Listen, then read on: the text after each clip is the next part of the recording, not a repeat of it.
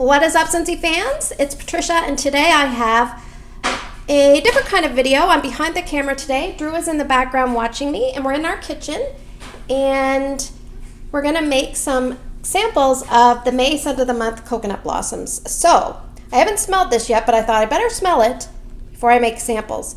So what I do is, as an independent Scentsy consultant, you have access to either get the warmer and Scent of the Month.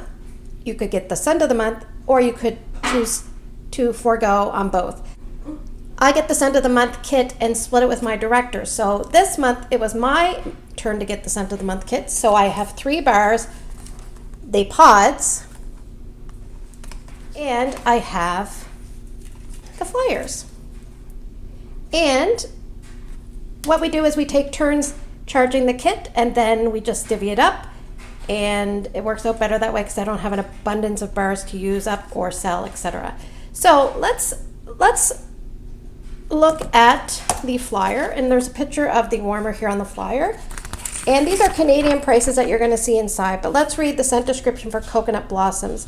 It says, waves of morning mist drift over fresh coconut and a light touch of lily of the valley. And they put this in the fresh category. And we have a pretty minty green colored wax. So I'm just gonna smell. Oh, it just kind of came out. So let me just remove this and I'll hold this up while I smell. This is really nice. It's almost like a floral fresh coconut, which obviously makes sense with the notes. Yeah, I would say about a medium to medium light on cold sniff intensity.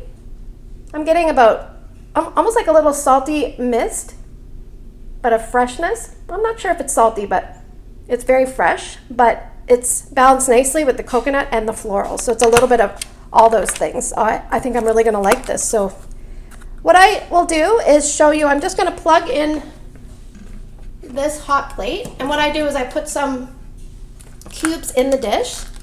So let's just do maybe 3 cubes for now. And if you're one of my customers that have purchased from me in the month, I usually try to provide a felt sample to my customers. What I also try to do is check and make sure they haven't purchased the whiff box, because this scent is available in the whiff box. So I will let this melt and I will be back shortly. Okay, so while the last little bit of that final cube is melting, I forgot to mention that sometimes the pods do smell a little bit different. And I did smell the pods while this was melting. And the pods don't have, I feel like they don't have as much floral, and they're a little bit more dull in presentation.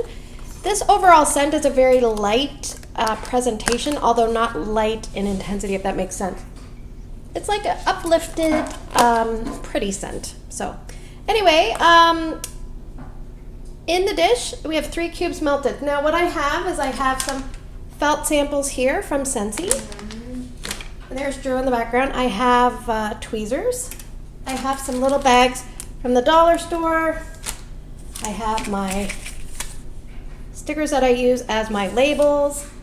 And I often just use either an old polypropylene bag to store my leftover ones in, or even the old bags from the felt samples.